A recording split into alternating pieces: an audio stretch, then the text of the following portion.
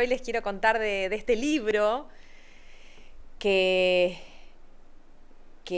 a ver, me llevó toda una vida poder escribirlo porque es lo que vengo aprendiendo desde que empecé.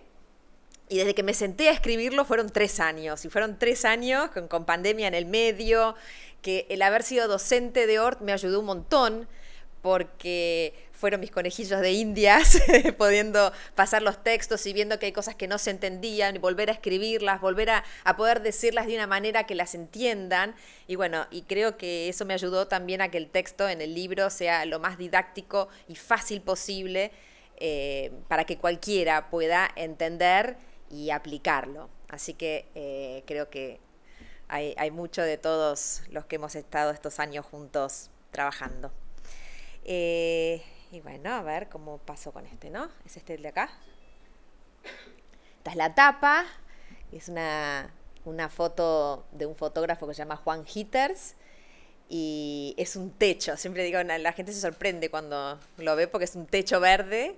Es una obra es un equipo de arquitectas inglesas que me invitaron a hacer esta propuesta de la pradera que chorrea en esta barranca, y ellas levantaron una pestaña y está el techo. Así que bueno, fueron esas lindas oportunidades que tuve de hacer cosas. Bueno, y este es el índice. Un poco lo que les voy a pasear es un poco por el libro, de contarles qué es lo que hay en el libro, por qué también lo estructuré así. Y bueno, empezamos. Lo primero es la parte de la introducción. Todo empezó en realidad cuando me vine al Uruguay en el año 2002. Me mudé a José Ignacio, a una chacra. Eran 5 hectáreas que sacamos las vacas y dejamos que empiece a salir ese campo sucio que acá los pupos saben de qué hablo. Y empezó a sorprenderme, ¿no? Todo lo que empezaba a ver, herbáceas, gramíneas. Yo a la vez, al mismo tiempo, estaba penando. Yo venía con mi librito de paisajista argentina, que convencía que sabía todo. Venía chocha y me encontré con un clima nada que ver. Vientos salinos, suelos diferentes. Había un manantial donde uno creía que era un alto. Greda en lados, pero otro lado podías tener piedra y al otro lado arena. Era súper complejo. Uno iba a los viveros. Las plantas era una paleta limitada, que después yo las quería llevar a una exposición, digamos, salina, y no funcionaban, era muy limitante, y a la vez yo veía que en mi campo estaba saliendo de todo. Y ahí es donde a los 3, 4 años conozco a Noel Kingsbury en un viaje que hago con él, que organizaba viajes de paisajismo. Y fue como la bisagra, ¿no? Yo, digamos, históricamente había estudiado antes de paisajismo. Yo hice una tecnicatura, igual que Hort, pero en Argentina. Había estudiado primero biología. Había empezado a estudiar la carrera de biología, hice 3 años, nunca la terminé, pero me dio una base, porque era biología con orientación ecológica, me dio una base ecológica. Pero la verdad que, honestamente, cuando me pasé a paisajismo, en ningún momento se me ocurrió mezclar estas dos cosas. Siempre me había llamado mucho la atención las nativas. Había estudiado en la Tecnicatera, en el último año me había enfocado mucho en las nativas. Y había estado en contacto mucho con las Barsi Casares, que Josefina Casares ya en el año 2000 había empezado a empezar a dejar crecer, y espontáneamente, las chircas. Tenía todo un chircal contra la calle, lo usaba como un cerco. Bueno, y a mí enseguida me conecté mucho con ese tipo de paisajismo. Viajo con Noel y tengo la suerte de que el primer viaje que hago, a donde caigo, a casa de Pete Audolph, y a lo de Cassian Smith. Fueron los 2 lugares en donde yo llego en mi primer viaje. Que mi inquietud cuando estaba en este viaje era que yo venía dejando mis praderas crecer y estaba teniendo cada año menos diversidad. Al principio llenaba mis floreros de florcitas y espiguitas de todo tipo, y ya en 3er, 4 año tenía muy pocas especies y estaba preocupada de qué estaba pasando. Entonces se lo comento a Noel y bueno, él me empieza a hablar de lo que era la sucesión ecológica. Y cuando llego a lo de Cassian Smith, él, todo su jardín Hermannshof, que es un centro privado de investigación, lo tenía organizado por competitivas, tolerantes al estrés, las pioneras, todos conceptos que yo en realidad conocía de la parte de biología, de ecología, pero que jamás se me había ocurrido que se podían aplicar al paisajismo, al diseño, a armar estas comunidades. Con lo cual, bueno, yo que estoy embarazada ahí de 7 meses, mi hija se llama Casiana. Tal fue el impacto que me generó eso de poder, ¿no? Hay un discurso de Steve Jobs para los egresados y que habla de conectar todos los puntos, ¿no? Fue como todo lo que había hecho en otros momentos de mi vida, de golpe se me estaba uniendo y se me estaba potenciando. Entonces realmente me cambió enormemente la visión hacia dónde ir. Y bueno, y Pete Outdorf, obviamente, con la estética, me acuerdo que siempre le preguntábamos, ¿y esta planta cómo se llama?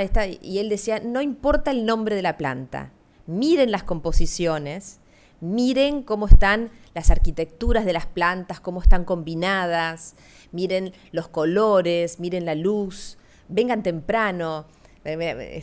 Hicimos un curso en el año después, 2013 creo que fue, posterior, y nos decía, bueno, vengan, y llegábamos muy tempranito para ver con la luz. Realmente nos enseñó a mirar las comunidades desde otro lugar, ¿no? Donde no importaba el nombre de la planta, porque cada uno iba a volver a su país de origen y iba a tener que hacer una reinterpretación de eso según las plantas y lo que uno tiene acá. Nigel Dunnett fue otra de las personas, y un poco todo el primer capítulo de introducción, yo quiero dar, digamos, homenaje a toda esta gente que tan generosamente fue conmigo, porque Pete Outdorf se pasó un día entero conmigo cambiando diapositivas y contando su trabajo. Otro año hizo un workshop que me invitaron, era mi cumpleaños. Nigel Dunnett me recibió 2 días enteros en la Universidad de Sheffield, que fui con Noel manejando, me llevó hasta allá, me mostró todos estos son los techos donde investigaban en Sheffield todas las distintas combinaciones con riego, sin riego, me enseñó todo lo que es para poder hacer que una investigación sea publicable en una publicación científica, que nos ayudó mucho a Mariana Siqueira y a mí el momento en que lo hicimos en Brasilia y pudimos ya empezar la investigación en el Jardín Botánico, y después que fue publicable, lo publicamos en China y en otro journal más brasilero. Y bueno, y toda esta cantidad de personas con nombres que muchos conocerán, pero bueno, ahí no los llego a leer desde acá. Acá están, bueno, las Barsi Casares, que ya dije, Neil Diebold, que fue el que me ayudó con todo el tema de los modelos del manejo de praderas. Él es uno de los capos de la pradera americana, empezó en los años 70. Me ayudó con todo el tema de romper dormancia, que para mí era muy difícil, no sabía por qué no me germinaban algunas especies. Roy Diblick, que fue con el primero que salimos de plant hunting, nos fuimos al Glacier Park, está ahí, y a varios, hicimos 3 parques nacionales, con Noel también. ¿Quién más? Bueno, James Hitchmoe, varios workshops que dio en Argentina, hice los 2. Nigel también estuvo en Argentina. Norbert Kuhn, que es un alemán que es extraordinario, hizo mucha investigación también de comunidades. James Golden, un amigo americano que también lo tuvimos acá, vino a Uruguay, estuvo en José Ignacio y en Castillos. Petra Pels, alemana. Francesca Watson, de Sudáfrica. Claudia West, americana, que escribió el libro... No, Claudia me parece que es alemana, y escribió el libro con Thomas Reiner. Jimena Nasal, de Chile, que también hice salidas al desierto, y hice cursos con ella. Y Cristóbal Elgueta, una gran fan de Cristóbal, que nos conocimos hace muchos años acá en una conferencia que se hizo en Montevideo. Penélope Hobhouse, que fue una de las primeras con las que viajé por la Toscana. Y Ana Paybord, que se dedicó mucho a la investigación y a escribir sobre lo que había investigado, ¿no? Pero bueno, fue como mi homenaje a todos ellos que fueron tan generosos de compartir información y tiempo y para explicar que uno es el resultado de mucho estudio. La verdad que todo lo que yo aprendí, lo mismo lo pueden aprender ustedes. No es que yo soy una generación espontánea que nací sabiendo de todo ni nada. Es el producto de trabajar mucho, estudiar mucho, investigar mucho y practicar y equivocarse. Yo siempre digo, la manera en que más aprendes es a partir del error, porque el error te confronta a evaluar por qué. Cuando te salieron las cosas bien, no te preguntás por qué te salió bien. Pero cuando hay un error, ahí analizás, aprendés, tomás decisiones, con lo cual nunca tengan miedo de equivocarse, pero sí traten de aprender del error. Sería una lástima que lo dejen pasar.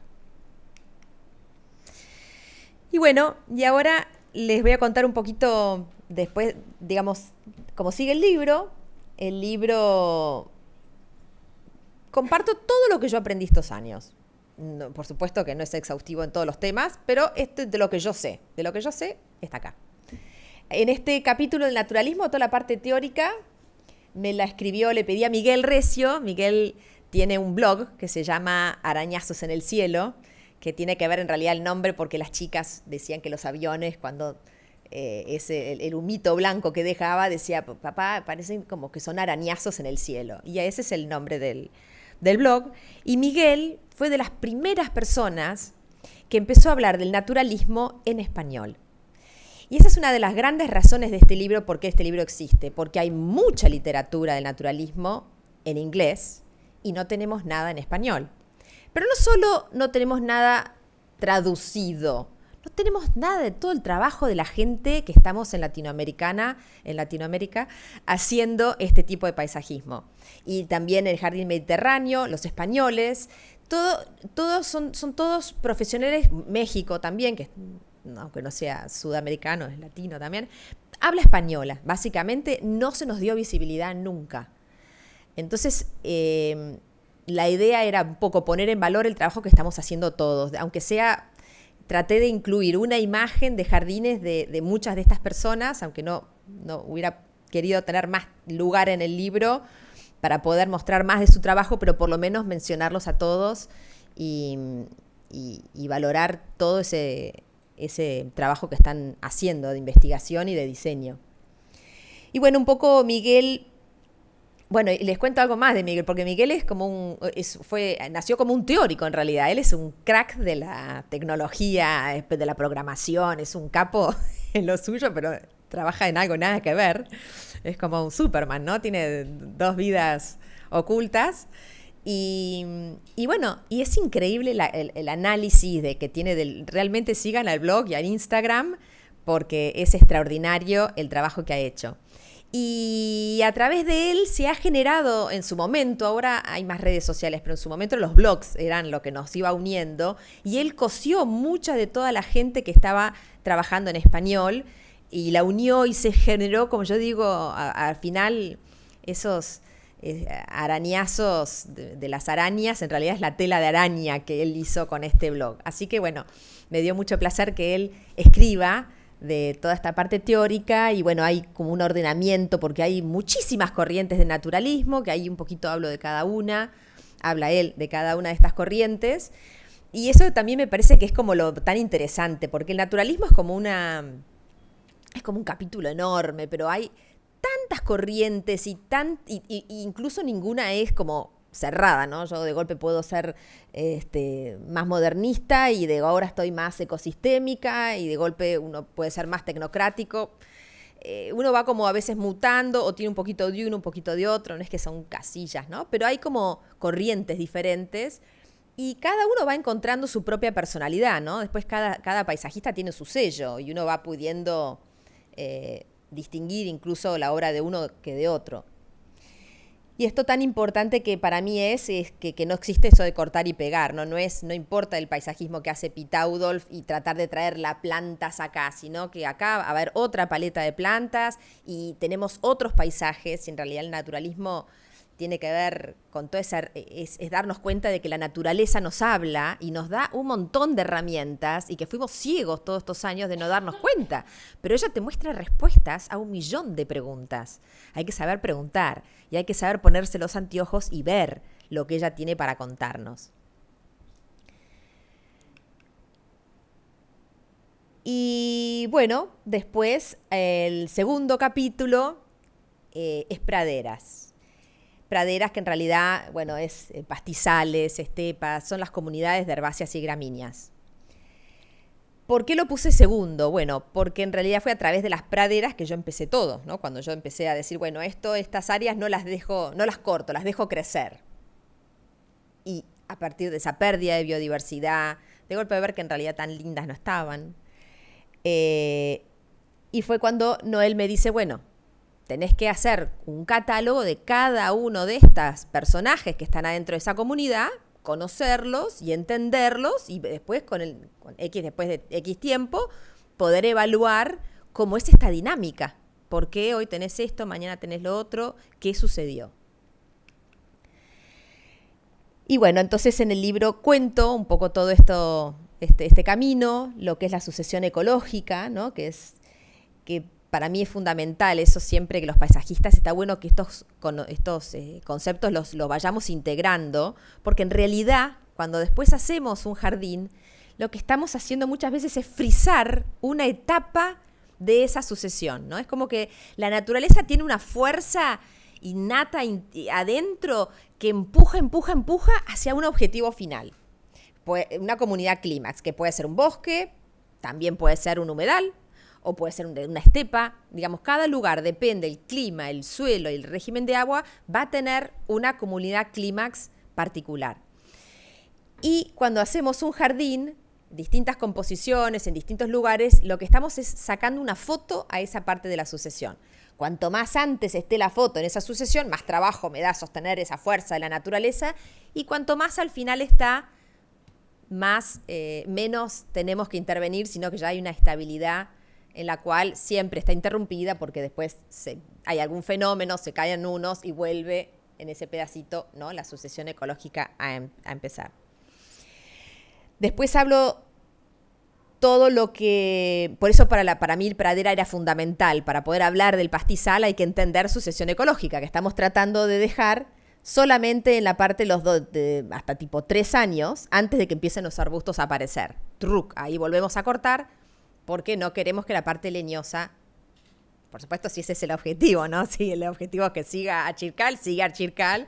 Y bueno, yo en mi casa tenía separado por distintos lugares. Esta área quiero que siga Achircal, esta área quiero mantenerla así, esta otra la vamos a dejar pradera testigo. Y así iba teniendo distintos sectores con muy poco manejo, mucha biodiversidad, no solo de especies, sino visual también. Había una estética que iba cambiando con muy poco manejo y lograba parquizar, entre comillas, 5 hectáreas con muy poco esfuerzo económico y con un impacto visual, que ese era el desafío, ¿no?, como diseñador, porque no somos restauradores, sino que somos diseñadores.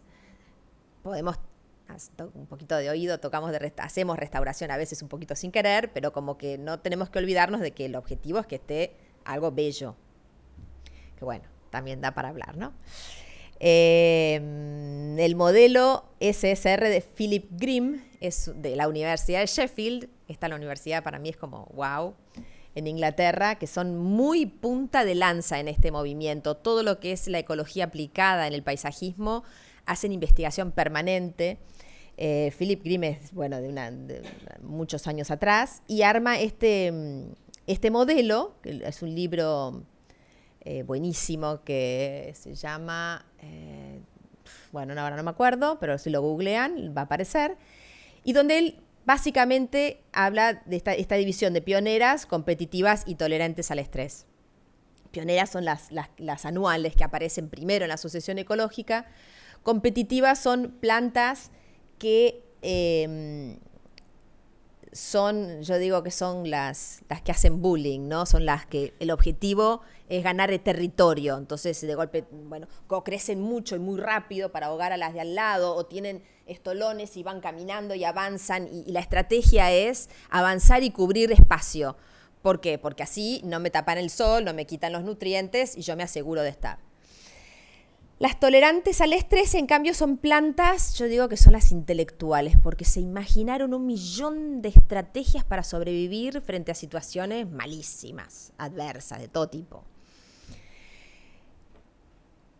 Y a partir de entender esto, para mí es fundamental, y siempre lo hablamos en las clases, es tratar de cuando uno elige una paleta, que no, bueno, tiene que estar en concordancia el suelo, ¿no? Los tolerantes al estrés en general son plantas que están adaptadas a algún tipo de estrés. Puede ser a veces el exceso de agua, por ejemplo, también es un estrés, o no tener mucha agua o tener mucha sombra. Eso son todo, digamos, las plantas necesitan agua, luz y alimento. Esas son las tres cosas que necesitan. Le desfasás alguna y entra en estrés. Entonces, algunas tienen mejores herramientas que otras. Y bueno, y en el libro un poco dentro de cada una hablo de todas las distintas estrategias que tiene, cómo una invierte recursos, por ejemplo, capaz que una tolerante al estrés invirtió recursos en ser más gorditas, tiene una doble capa de epidermis, digamos, o de células, ¿no? O tiene pelitos, o tiene una savia urticante o de un gusto horrible para que el predador no la coma. Y que en cambio, por ejemplo, la competitiva prefiere no invertir en esas estrategias, tiene menos células, pero son más palatables. Entonces se las come, pero como ella está llena de comida y de agua, no le importa, es resiliente, ¡buah!, vuelve. Cambio que nos pasa en una duna pasó el cuatriciclo que nos rompió un pedacito así, esa planta no es resiliente porque no tiene el agua, no tiene el alimento, está soportando unas temperaturas y una evaporación tremenda, entonces el impacto es mucho mayor, no puede darse esos lujos. Todo eso está en este capítulo. Y a partir de poder entender todo esto, podemos entender estas comunidades. Los ciclos, puede entender que nosotros tenemos 2 ciclos que viven al mismo tiempo dentro de la comunidad. Hay plantas que están empezando a activarse ahora, incluso hay anuales que están creciendo ahora, por ejemplo, y unas que están empezando a activarse, la parte aérea que habían perdido, que estaban caducas, ahora ya se están activando y van a florecer en primavera. Esas son las que crecen durante el ciclo en que los días se van alargando, ¿no?, en el invierno, y florecen en primavera. Y después está el ciclo de verano, que son las que empiezan a crecer en el verano, donde los días en realidad cada vez son más chiquitos, más cortitos, hasta llegar a otoño, y florecen en otoño. Y a ver si... Bueno, creo que hay otra foto después. Y bueno, estos ciclos conviven en una misma pradera. Y entonces, bueno, y ahí voy como paso por paso contando distintos comunidades de praderas en las que trabajé y cómo terminé determinando el manejo que iba a tener cada una según los componentes. Entonces, por ejemplo, en una pradera, el pastizal es alto porque la pradera tiene suelo rico. Si ven ahí abajo, a ver, este es no, el puntero no. Bueno, no importa. Ahí abajo está la pradera testigo. Esa pradera, ese pedacito de ahí no se cortaba nunca. Nunca. Pasaron, eso ya debe tener 5 o 6 años. ¿Y qué pasa? Sin ningún manejo tenemos crecimiento muerto de algunas leñosas, tenemos crecimiento muerto de algunas gramíneas, pero con el nuevo volviendo a crecer. Ya estamos en una etapa en que perdimos diversidad y visualmente no me resulta tan estética. Entonces, y en esta otra, a partir de un manejo que está en el libro, no lo voy a contar porque si no es spoiler, logré una biodiversidad que había perdido además por cortar en un momento equivocado, volví a tener una biodiversidad mayor. Por supuesto, en los pastizales no tenemos tantas flores como podemos tener una estepa, por ejemplo, o un lugar de suelos pobres. ¿Por qué? Porque nuestras gramíneas son muy voraces y son competitivas. Entonces, cuando ellas crecen, ahogan y en general tenemos una mayor proporción. El pastizal pampeano tiene como un 80 y pico de gramíneas contra un porcentaje mucho menor de herbáceas. Entonces, menos florido.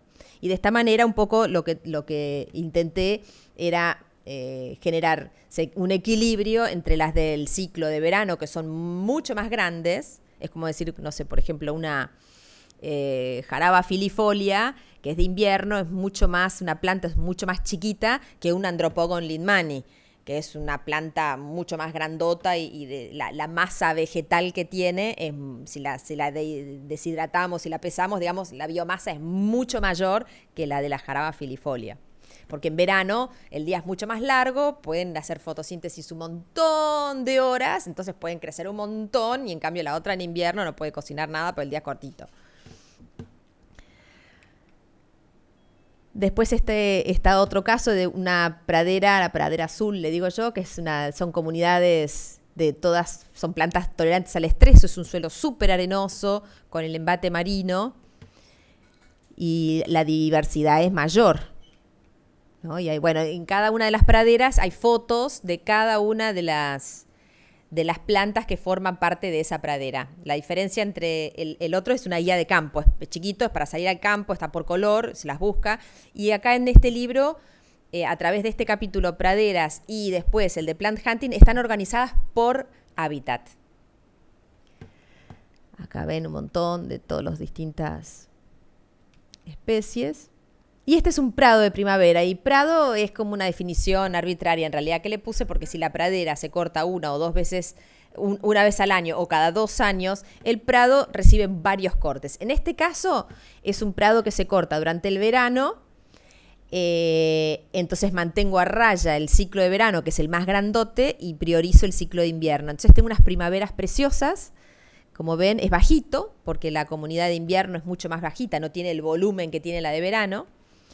Y como también es una chacra donde hay cruceras, en el verano se corta y se mantiene limpio, y en invierno no me preocupa porque están durmiendo. Entonces también es tener la ecología presente, ¿no? Y igual que las otras, por ejemplo, que se cortan en invierno, es el momento en que el nitrógeno bajó, está fijado en la tierra, muchos de los insectos que van bajo tierra ya están bajo tierra, entonces yo puedo cortar esa pradera sin hacer tanto disturbio para la fauna que vive en ella. Y bueno, y hablo un poquito también de, por ejemplo, del trabajo de Miguel García Ovejero para Pictorial Meadows, que usó una versión para España, de pradera de semillas, están probando con semillas anuales. Ahora está Cruz García Alvarado en México, probando ahora con una mezcla de semillas para México. Es algo bastante nuevo para otros lugares que no sean Estados Unidos o Inglaterra, que tienen más cantidades de mezclas de semillas. La verdad que el resto de los países es algo muy novedoso. James Hitchmough escribió un libro que se llama Sowing Beauty, donde describe mucho de todo el proceso que ellos hacen. Es re complejo porque tenés que pesar la semilla, de eso cuánto porcentaje germina. Bueno, es re complejo, pero se está empezando a hacer. Este es un pastizal de Betina Anchorena en la Barra de San Juan, que también está trabajando en praderas. Esto es un pastizal de Ernestina Anchorena, son Tina y Ernestina y Betina, son nombres parecidos. Y Blas Espina en Córdoba, que para mí están haciendo un trabajo extraordinario. Han hecho un vivero y esto es una estancia, la estancia La Paz, que tiene esta cancha de golf, y han hecho todo de plantines. Han hecho todo un estudio de la comunidad y de plantines a lo largo de varios años, y están generando estas praderas increíbles con un éxito tremendo. Así que es alguien para estar mirándolos de cerca y seguirlos, porque están haciendo un trabajo innovador muy, muy interesante para la región, que no estaban haciendo nadie en Argentina. Y bueno, y después, el tercer capítulo, trato de bajar un poquito como el ABC, de dar algunas herramientas, aunque sea para la técnica de diseño naturalista, ¿no? Y me concentré en lo que es el diseño de plantación. Más allá de todo lo que uno hace ¿no? Primero de estructurar el espacio, poder entender un montón de otras cuestiones que las punteo en el libro, pero no es el objetivo profundizar en esas, pero las nombro para tener como una metodología. Pero me concentro en este capítulo en el diseño de plantación. Y les comparto, aunque sea herramientas de las que uso yo.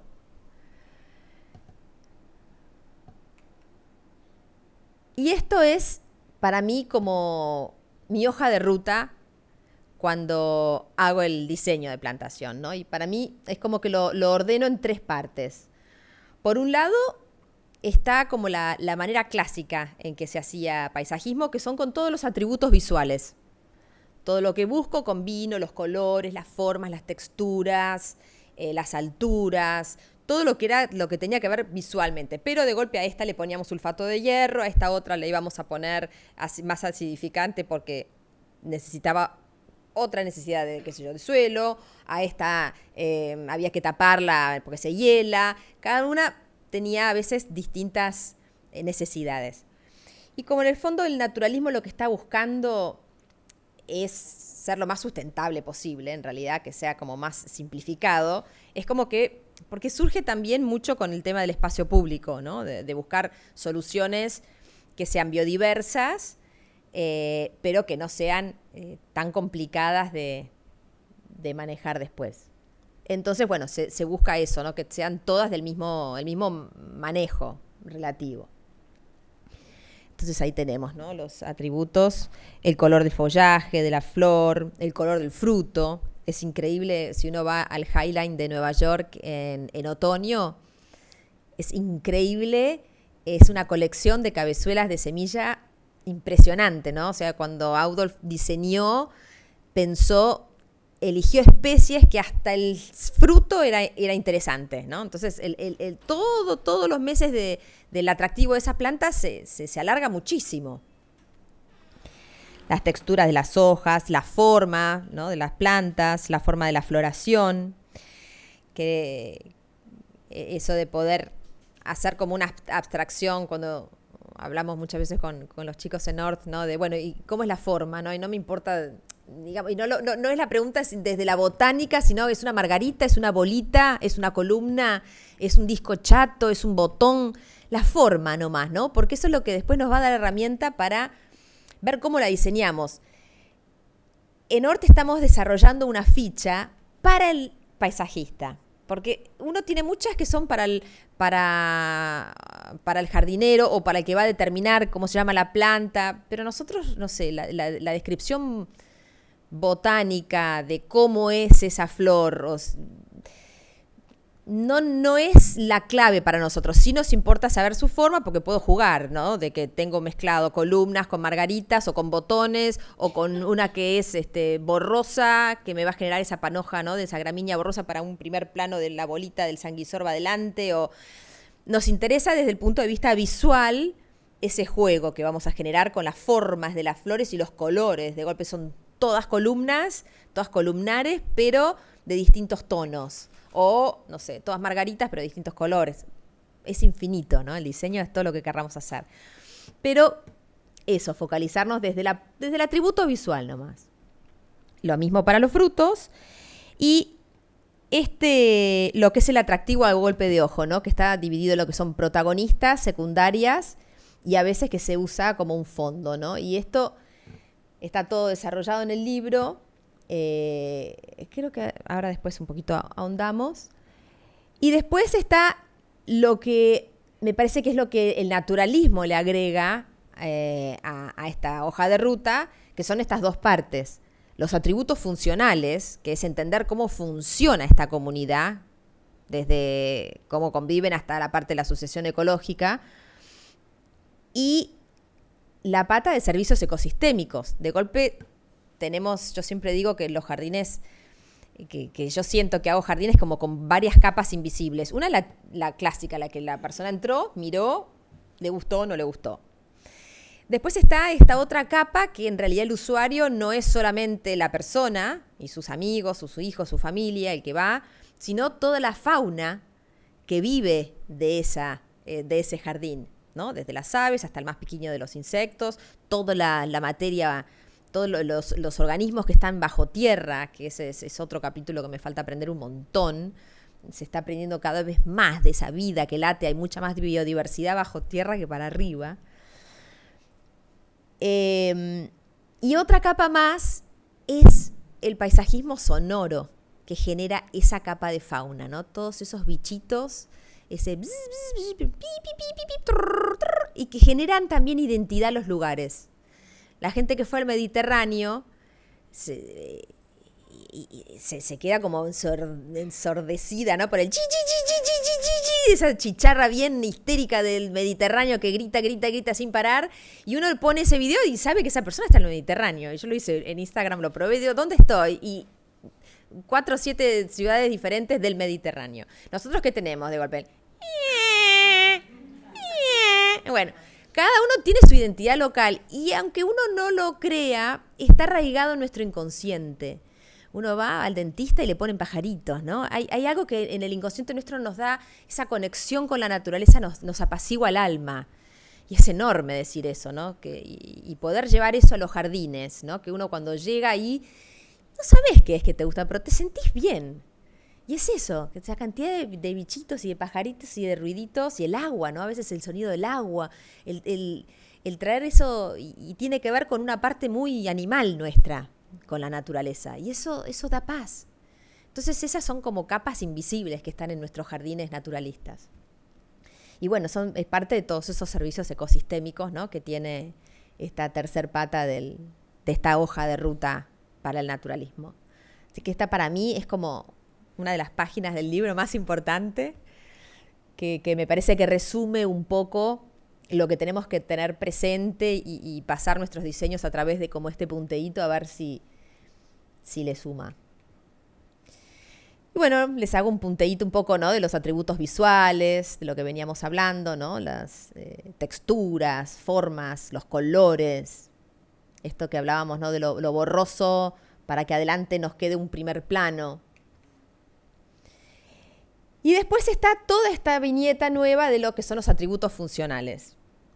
Lo que hablamos un poquito ya de los ciclos, ¿no? Están los ciclos de invierno, el de verano, y están los ciclos cortos. Todos los bulbos, por ejemplo, que hacen ciclos muy cortitos, chuc, chuc, rapidito, de golpe en un mes, germinaron, hicieron flor, semilla, tuc, a dormancia, ¿no? Que son ciclos cortos. Y están otros que es el ciclo persistente, ¿no? Tenemos una cortadera sellovana, un Eleonomus muticus, es verde siempre. Entonces tenemos como toda esa cantidad de distintos ciclos para ir combinando e intentar tener esto que siempre habla Cristóbal Elgueta, que en Chile, que es el multicapa y multiciclo, ¿no? Cuanto más ciclos uno tiene, el jardín va siendo más atractivo, porque cada vez van pasando, cada 15, 20 días pasan cosas diferentes. Después, bueno, está el modelo de Grimm, que es lo que ya un poquito hablamos. Otro de los aspectos funcionales que es importante entender es la capacidad de dispersión y expansión de una planta, que son cosas distintas, ¿no? Una vez se dice, no, esa planta es reinvasora. La planta invasora es la que clonalmente, o sea, que su propia genética te avanza, ¿no? O sea, mandó un estolón y sale otra planta, pero la genética es exactamente la misma. Es la misma planta que de golpe se ensancha, se ensancha, se ensancha. En cambio, la capacidad de dispersión es la de semilla. Entonces, esa planta no es invasora, no es esa la planta invasora, sino que son su prole, digamos. Y esa prole, en realidad, ¿por qué tuvo la posibilidad de germinar? Porque hay suelo desnudo. Entonces, bueno, ese es otro tema también de la parte funcional, entender cuándo se activa esa sucesión ecológica a cero, cuando tengo suelo desnudo. Y la tierra, la naturaleza, es como que wow, la fuerza viene y el banco de semillas germina. ¿Cómo no germina? Teniendo cubierto. Entonces ahí tiene que ver ese punto ahí abajo cuando hablamos de arquitectura, ¿no? De cómo ir la forma, entendiendo la forma. A ver, esperen que lo vamos a ir viendo. Acá, por ejemplo, ¿no? Como cuando la planta, por ejemplo, cubre hasta la base y no me va a dejar la luz, o por ejemplo si vemos de arriba, ese mismo grupo lo vemos de arriba, algunas cubren el suelo y las que tienen el puntito marrón es suelo desnudo, es una planta que no cubre todo su área, sino que me va a dejar la posibilidad de que me aparezcan otras el banco de semillas se active. Entonces tenemos que ver cómo la combinamos y cómo hacemos para evitar esa sucesión ecológica me cree un problema, ¿no? Cada vez que el jardinero me carpe la tierra, a mí es como que se me cae el alma al piso, porque salvo que no haya realmente una necesidad imperiosa de carpir por alguna compactación que no debería haber sucedido, pero carpir la tierra es activar el banco de semillas. Pero eso, las cosas nunca se hacen mecánicamente. Por supuesto que es importante a veces hacerlo, pero tiene que haber una razón, entender siempre el por qué hacemos algo. Y no tipo, hay que para que parezca que trabaje. No, me van a activar todo el banco de semillas, y sale. Este tipo de arquitectura de las plantas, ¿no? Cuanto más alta y triangular, la luz me puede filtrar de abajo, entonces la tengo que compensar con algo que abajo no me deje el suelo desnudo, ¿no? Como tienen distintas capacidades, empezamos a mirar las formas de las plantas desde otra perspectiva. A ver qué más me quedó del otro para que hablemos. Sí, que esto que me parece súper interesante, que hablábamos mucho con Ale en el taller, es el rango de tolerancia a la capacidad de retención del agua del suelo y el rango de tolerancia de la presencia o ausencia de luz. ¿Qué es esto? Y esto para mí es importantísimo. Esto de que por eso, ¿no? Es como que hacemos estas fichas distintas con Ale que empezamos a diseñar para Hort. Uno tiene esa ficha que dice, no sé, planta A, riegue 2 veces por semana. Riegue 2 veces por semana.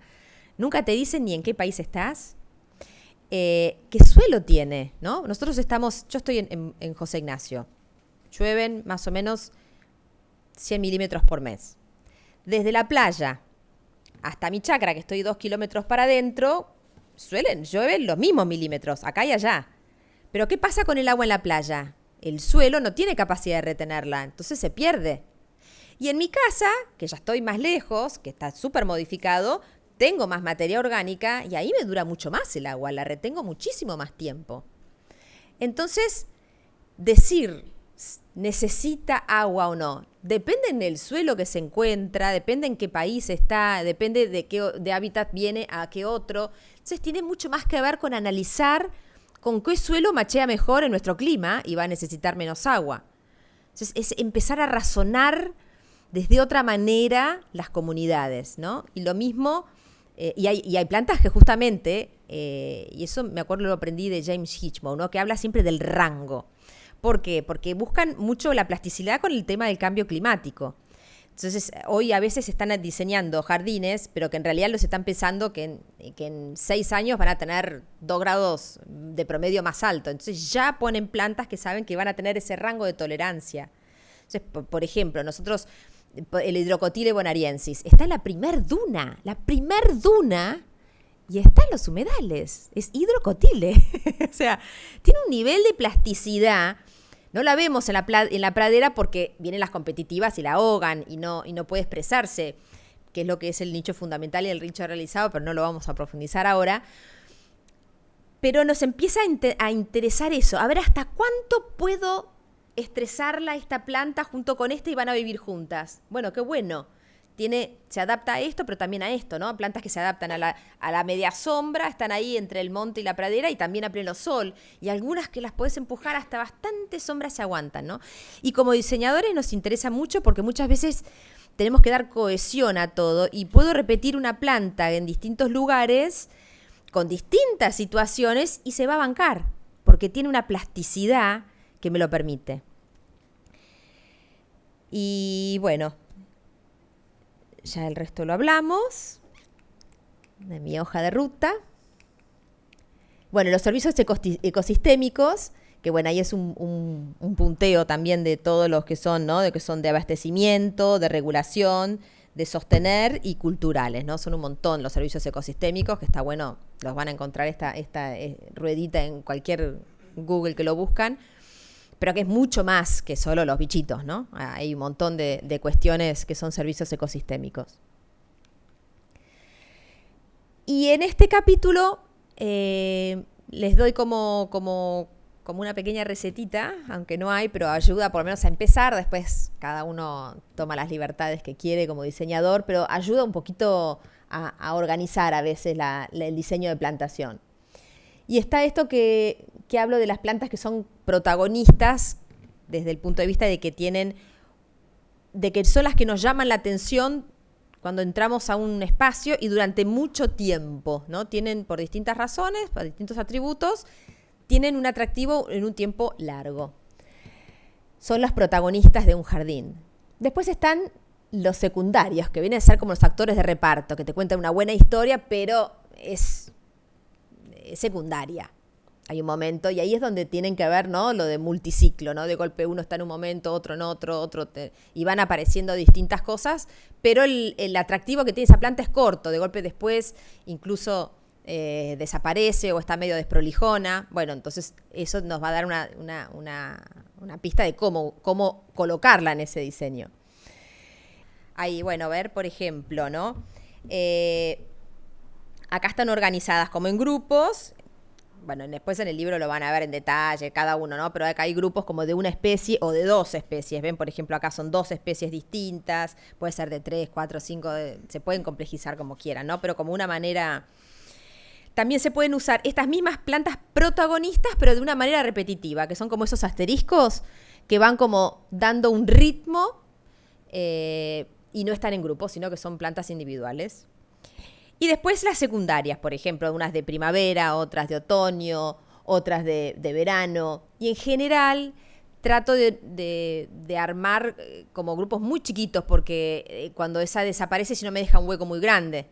Entonces están como más salteadas y también de vuelta tengo un ritmo, tengo cohesión, pero no pongo, por ejemplo, no sé, el Campuloclinium macrocephalum, que es una planta que a todos nos encanta, tiene un otoño increíble, pero realmente desaparece por completo. Entonces, si realmente voy a tener 40 juntas, después me queda un espacio enorme, vacío, que se me va a colonizar. Acuérdense de sucesión ecológica, que viene la polenta de la naturaleza, que ella siempre se reinventa. Entonces voy a tener que estar luchando contra un montón de maleza que viene. En cambio, si yo la tengo dispersa entre gramíneas, ella puede volver a salir y no tengo después el hueco. No tengo un hueco tan grande. Otra idea, por ejemplo, es hacerlo en bandas, ¿no? Puede ser, digamos, las formas que se les dé la gana y pueden ser rectas o curvas, lo que sea, ¿no? De una distinta manera. Lo que nos permite son como distintos planos que vamos viendo y una manera como de ordenarla, ¿no? Y pueden complejizarlas con la cantidad de especies que quieran. Y esta es otra manera que usa, por ejemplo, se usa mucho en el Highline, y es lo que llaman como un fondo, que es cuando en realidad a los grupos de plantas protagonistas y de las secundarias las pones adentro de una masa, de alguna planta que no tiene atractivo. En realidad está siempre bien, está siempre prolija, no es invasora, no me va a hacer competencia contra otras. Tengo un fondo y de arriba yo pongo las figuras. Es como cuando un pintor primero pinta de golpe el fondo y arriba va a ser la figura. No tiene que competir con la imagen que queremos mostrar. Son como distintas maneras de... Esto es mucho del pastizal. Sucede mucho este tipo de cosas, sí. Y bueno, y después de ese paso por paso, que está en un poquito de cómo ordenar todo ese multiciclo en el diseño naturalista, pasamos al último capítulo, que es el de plant hunting. Que ahí pongo un poco toda la trayectoria, todo el paso a paso, ¿no? Desde cuando decido, bueno, qué es lo que necesito ir a buscar, hasta después qué me pongo para salir al campo, cómo se hace, qué corto, qué mido, qué anoto. No es, por favor, salir con pala a buscar plantas, no, es como el de los animales, uno va a fotografiar y a medir. En todo caso va a colectar semillas y con mucho cuidado, distintas poblaciones, nunca todo de una sola planta. Hay como un montón de cuidados que uno tiene para no, por supuesto, nunca vandalizar la naturaleza y tampoco estar interfiriendo demasiado para armar después las plantas madres, que sí, en viverismo uno hace todo el proceso de selección. Ese es Cruz, García Alvarado, en México, mis primeros pasos, pelo largo y niña, con un Eragrostis divino, o una Muhlenbergia creo que era, no me acuerdo, rosada, que nos encantó. Acá con Mariana, midiendo en el Cerrado Brasilero, Mariana Siqueira, que me invitó a hacer lo mismo que hice acá en Uruguay, en la sabana de Brasil, en Brasilia. Jardins de Cerrado es el proyecto. Y para el otro lado. Y bueno, ¿y qué es esto del plant hunting? Bueno, nació en realidad por todo esto que yo les conté de las praderas, ¿no? De que de golpe estaba en el vivero, habían pocas cosas, todo se me moría por el viento y esto y el mar y el salitre y si uno sale en octubre, va a Punta Ballena, te morís. La de flores, la diversidad que tenemos. Y está todo en el peor lugar, el más devastador está, ¿no? Y entonces, ¿por qué no estaban en los viveros? Era como que había algo que me hacía ruido. Y lo mismo con todos esos floreros que tenía de flores, y por qué después yo tenía que ir a buscar el penicetum, por qué no tenía todo esto que había en el pastizal. Bueno, esa es una foto haciendo plant hunting con Jimena Nasal en el desierto de Atacama, pero en la parte de la costa, ¿no? Y bueno, ¿dónde está? Esperen que me faltó. Bueno, Bueno, en el libro está esto de las preguntas, ¿no?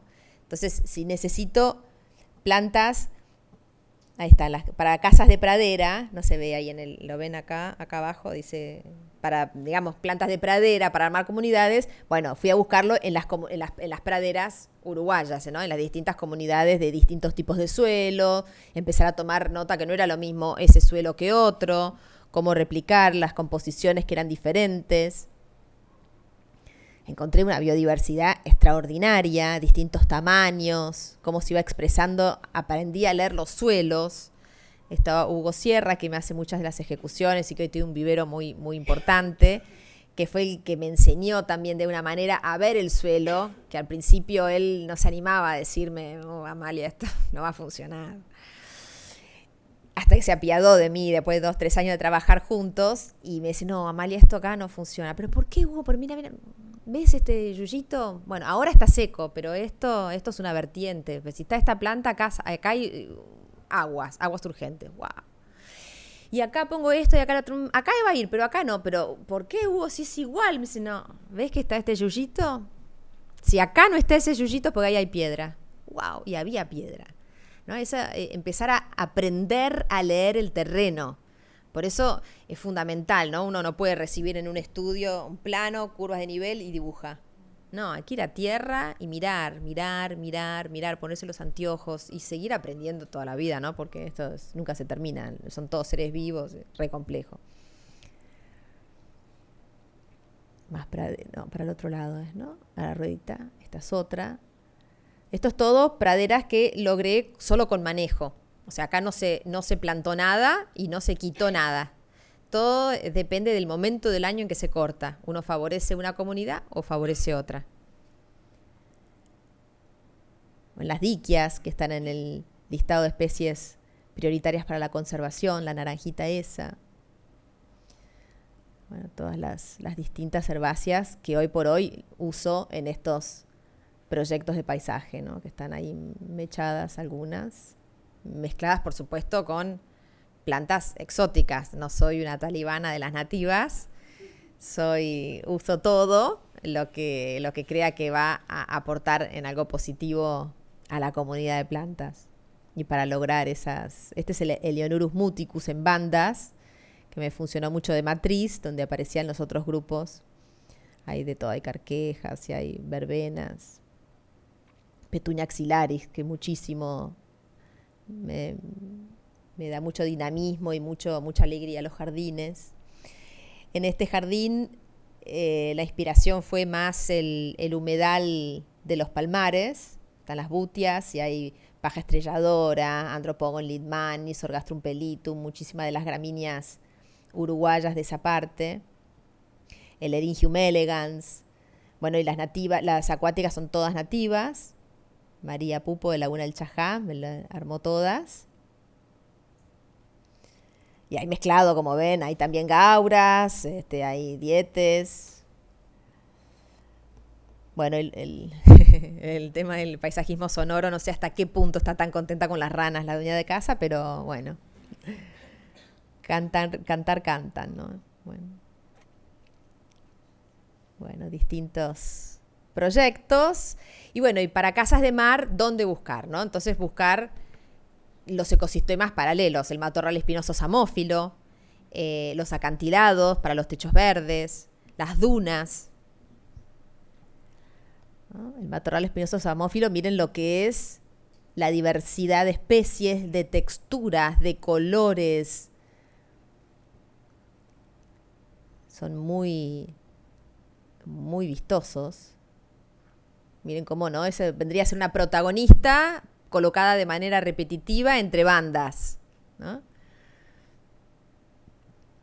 Los acantilados de Punta Ballena fueron una fuente inagotable de todos los techos verdes que hice yo. Son una salida con Marchesi, grado 5 de facultad, un genio del laboratorio de botánica, que fue el que me hizo, digamos, Ana González me hacía todo la determinación botánica, y Marchesi era el que hacía la revisión final, así que fue un lujo eso, la primera guía. Y la segunda me la hizo Andrés González, que para mí es absolutamente superdotado.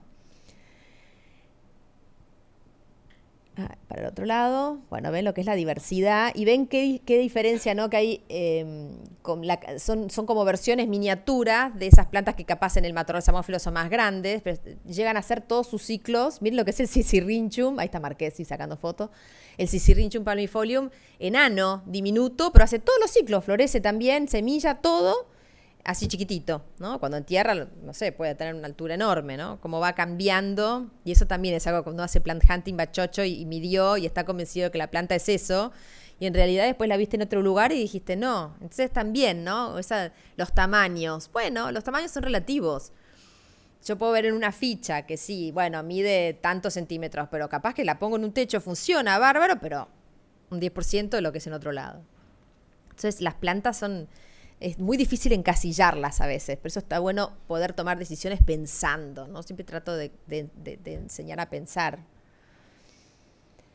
Ven que chiquitito, miren el Eniorurus muticus, que es este, hace todos los ciclos, todo enano, es mini, es un bolsillito apenas en la piedra. Las petuñas, la cantidad de flores, se cubre de flores, de una generosidad. Las dunas, esto es una duna un poco más fija, pero están todos los Lupinus multiflorus. Y bueno, cómo los vuelco después en paisaje, ¿no? En cómo no se sabe bien dónde es se sabe cuál es el límite porque todo esto es Carpobrotus edulis, que obviamente no planté, pero uno intenta dar fue increíble porque esto es en José Ignacio, ¿no? Y la verdad que si uno recorre y hace todo el paseo por las piedras en José Ignacio, está totalmente empobrecido. Es todo Carpobrotus edulis, mucho, bueno, acá no se ve, pero acá al lado que están los jardincitos con el pastito cortado, todo el Synodon dactylon invadiendo la duna. Y la garra de león es el Carpobrotus edulis, le digo, bueno, garra de león. Lo que tiene es que emana una sustancia que inhibe el crecimiento de otras. Entonces no lo pongan nunca dentro de un cantero. Porque a los 3 años te mató todo lo otro, incluso si les parece divina y el cliente le dice, ay, a mí me encanta, pero la verdad que siempre típico, exótica invasora y es divina. Y te la piden, la piden, la piden. Y hay que explicarle, mira, si yo te la pongo, se te va a morir el resto. En José Ignacio, en la rotonda de entrada, que habían hecho un montón de especies, se habían puesto y todo, y ponen Carpobrotus edulis, la garra de león. Es tristísimo. Y la intendencia la pone, Ale. La intendencia pone Carpobrotus edulis. Y se muere todo lo otro que hay. ¿Y qué pasa también? Por ejemplo, ¿no? Son como esas cosas de todo el ecosistema, porque la lagartija de las arenas, díganme ustedes, ¿cuándo ven la lagartija? No se ven nunca. Es como un verdoso medio grisáceo. En ese Carpobrotus, ¿se lo come la gaviota? Sí. Cambio, toda la nativa, nuestras, todas son mucho más verde grisáceo, se puede esconder y pasa de una a la otra. Ahí queda a la vista. Entonces, bueno, es mi recomendación que no la usen. Ven, bueno, acá están, ¿no? Como el vecino que tiene, como uno restaura por acá, pero acá tenés la presión después de lo otro y de todo acá. Pero bueno, uno hace su granito de arena como paisajista y trae una biodiversidad, incluso con el daño que hace semejante casa en una fila que para mí directamente no debería poderse construir. Pero se puede, está todo en regla acá. Y por lo menos yo les diría que hoy ese pedacito de lote tiene más biodiversidad que antes que estaba la casa. Eso es increíble. Y eso, bueno, a mí me da resatisfacción. Bueno, ahí hay todas plantas, todas las del matorral samófilo, en invierno ahí que están sin hojas algunas. Trajimos las piedras para meter, las mismas piedras que habían se volvieron a usar en la obra. Este es un canelón, primer fila sobre el mar y miren cómo está. Los techos, acá probamos con María Pupo el Eringium ranieli. Bueno, todos, Grindelia orientalis, que también está en el listado de especies prioritarias para la conservación, Senecio viraviras. Bueno, se han usado, bueno, esto todo también, no la pude convencer de que no me ponga pastito, pero por lo menos todo el resto es todo nativo. Las Monina cuñata, es impresionante, esto es primer fila sobre el mar y cuando dicen, no, acá no funciona nada, funciona de todo. Esta casita que también está hecha toda con las plantas de punta ballena, muchas de las de punta ballena y hay exóticas también. Bueno, pasamos rápido, pero bueno, la idea es poder mostrar cómo todo ese material vegetal se puede usar en diseño. A ver, ahí. Bueno, y ya vamos terminando. Y bueno, antes de esto. Y bueno, y en el libro después van a ver, que no lo agregué ahora acá, pero está en el paso a paso después, ¿no? Cómo vestirse para salir, todo lo que hay que ir haciendo, cómo guardar las fotos, cómo archivarlas en la computadora, cómo armar un herbario, cómo se secan, todo el paso a paso de cómo poder hacer ese estudio, de cómo ir guardando esa información que necesitamos para poder, por lo menos durante 3 4 años, hacer el seguimiento de esa planta. Eso cuando son plantas que no se conocen, como bueno, en su momento no se sabía muy bien cómo seguían funcionando. En el cerrado brasilero nadie sabe, así que nada, eso lleva un montón de tiempo. Pero bueno, es el paso a paso de cómo ir haciendo para ustedes también ir viendo de cada lugar de donde son, de distinto, porque la verdad que yo lo hice en un lugar muy chiquitito de Uruguay, que es la costa, 2 kilómetros para adentro. Uruguay es enorme, con unos paisajes increíbles, una biodiversidad enorme, y está todo por hacer. Así que está bueno que el libro los llene de inspiración y salgan de plant hunting a todas las distintas regiones y hagamos del Uruguay un país biodiverso en todos nuestros jardines. Muchas gracias.